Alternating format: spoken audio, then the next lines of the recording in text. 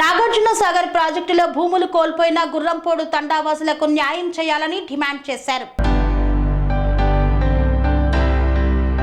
నాగార్జునసాగర్ ప్రాజెక్టులో భూములు కోల్పోయిన గుర్రంపోడు తండా బాధితులకు న్యాయం చేయాలని గుర్రంపోడు భూ పరిరక్షణ సమితి అధ్యక్షులు ఓయూ జాక్ నాయకులు బాలాజీ పవార్ డిమాండ్ చేశారు. ఓయూ ఆర్ట్స్ కాలేజీ వద్ద ఆయన మాట్లాడుతూ బీఆర్ఎస్ ప్రభుత్వం ఉన్న సమయంలో తాము అధికారంలోకి రాగానే గిరిజనులకు గుర్రంపోడు ఘటనపై విచారణ చేపడతామని ఉత్తమ్ కుమార్ రెడ్డి హామీ ఇచ్చారని, ఇంతవరకు బాధితులకు న్యాయం చేయలేదని పేర్కొన్నారు. బీజేపీ కేంద్ర సహాయ మంత్రి బండి సంజయ్, ఎమ్మెల్సీ ప్రొఫెసర్ కోదండరాం గతంలో బాధితుల వద్దకు వచ్చి పరామర్శించారు. కానీ ఇప్పుడు మౌనంగా ఎందుకు ఉన్నారని ప్రశ్నించారు. ప్రభుత్వం ఇప్పటికైనా గుర్రంపోడు తండా బాధితులకు భూమి పట్టాలు ఇచ్చి న్యాయం చేయాలని డిమాండ్ చేశారు. ఈ కార్యక్రమంలో ప్రొఫెసర్ ప్రభంజన్ యాదవ్, భూ పరిరక్షణ సమితి కార్యదర్శి సైదా నాయక్, రాజు యాదవ్, రవి నాయక్ తదితరులు పాల్గొన్నారు. గుర్రంపోడు భూబాధితులకు న్యాయం చేయాలి. గుర్రంపోడు భూబాధితులకు న్యాయం చేయాలి. గుర్రంపోడు భూబాధితులకు న్యాయం చేయాలి. గుర్రంపోడు భూబాధితులకు న్యాయం చేయాలి. గుర్రంపోడులో అక్రమాలకు గురైన భూములను కాపాడాలి. గుర్రంపోడులో అక్రమాలకు గురైన భూములను కాపాడాలి. గుర్రంపోడులో అక్రమాలకు గురైన భూములను కాపాడాలి. గుర్రంపోడులో అక్రమాలకు గురైన భూములను కాపాడాలి. బాధితులకు వెంటనే న్యాయం చేయాలి. గుర్రంపోడు బాధితులకు వెంటనే న్యాయం చేయాలి.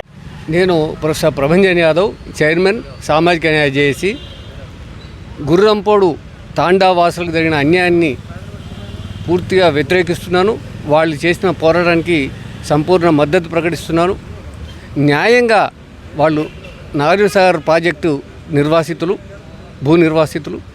వాళ్లకు ప్రభుత్వం ఆ రోజు గుర్రంపోడులో భూములు ఇచ్చి వాళ్ళని సేద్యం చేసుకోమని చెప్పింది. ఆ తర్వాత ఎంతోమంది భూ కబ్జాదారులు, రియల్ ఎస్టేట్ వ్యాపారులు, తర్వాత భూస్వాములు, స్థానిక నాయకులు వాళ్ళు ఈ భూమి విలువ పెరిగేసరికి భూమిని కబ్జా పెట్టి వాళ్లకు తాండావాసుల గిరిజన సోదరులకి అన్యాయం చేసిండ్రు.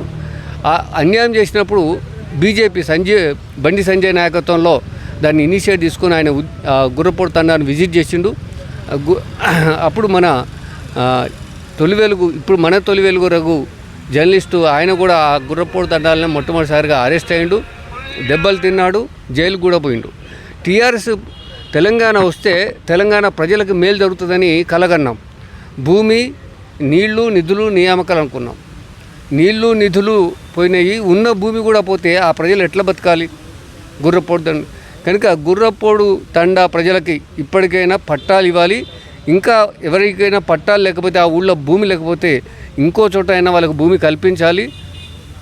ఉత్తమ్ కుమార్ రెడ్డి అక్కడ లోకల్గా నాయకుడు, ఆయన వీళ్ళ ఓట్లు వేయించుకొనే ఎమ్మెల్యే అయ్యిండు. ఆ తర్వాత ఇంకా చాలామంది నాయకులు ఉన్నారు. మీరు ఎన్నికల ముందు ఒక మాట, ఎన్నికల తర్వాత ఒక మాటనా? కనుక రాజకీయ నాయకులు మీరు ప్రజాసేవ చేస్తామని వస్తున్నారు, ప్రజాసేవ చేస్తామని చెప్పి ఓట్లు వేయించుకుంటున్నారు. గద్దెనెక్కినాక వాళ్ళకు మొండి చేయి చూపెడుతున్నారు. కనుక అట్లా కాదు, ఇది ప్రజాస్వామ్య విరుద్ధము.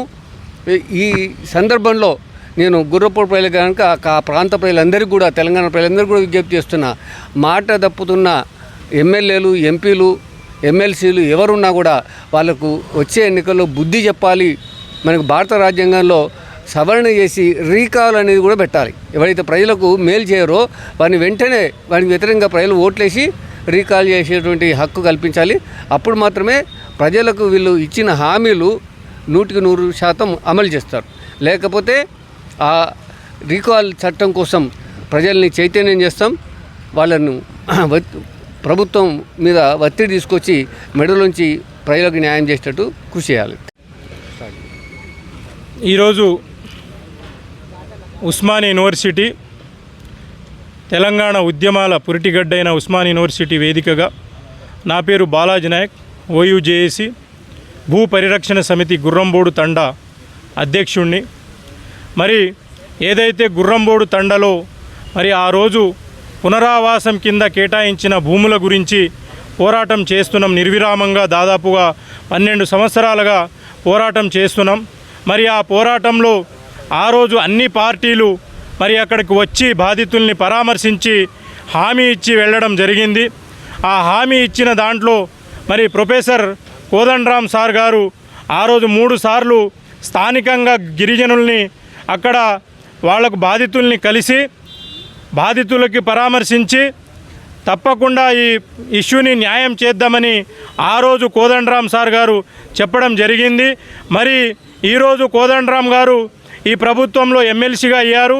మరి గుర్రంబోడు విషయం గురించి కూడా కోదండరాం సార్ గారు స్పందించాలి, అక్కడ బాధితుల గురించి మాట్లాడి సత్వర న్యాయం చేయాలి అని కోరుతున్నాం.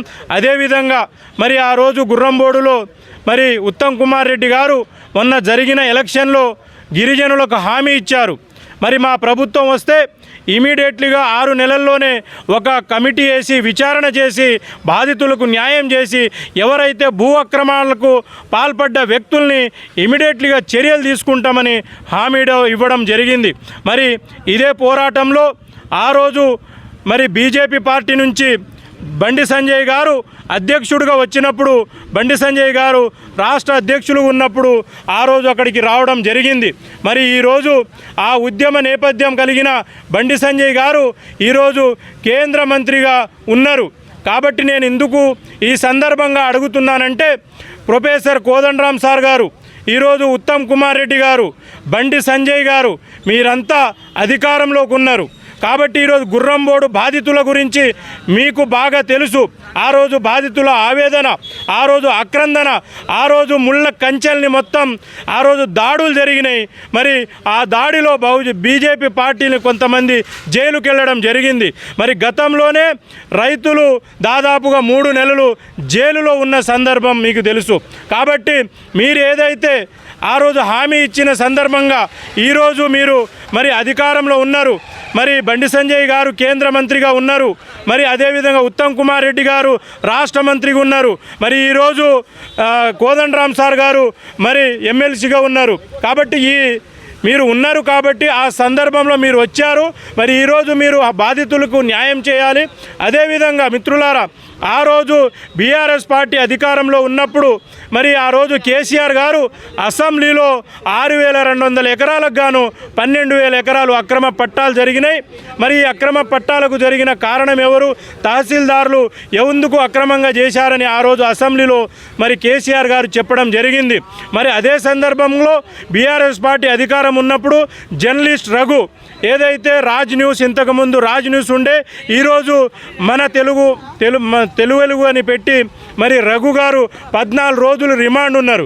మరి బీఆర్ఎస్ ప్రభుత్వంలో మరి ఎన్నో ఆ రోజు నోరులేసి అక్కడ ఎంతోమంది చూపించారు కదా.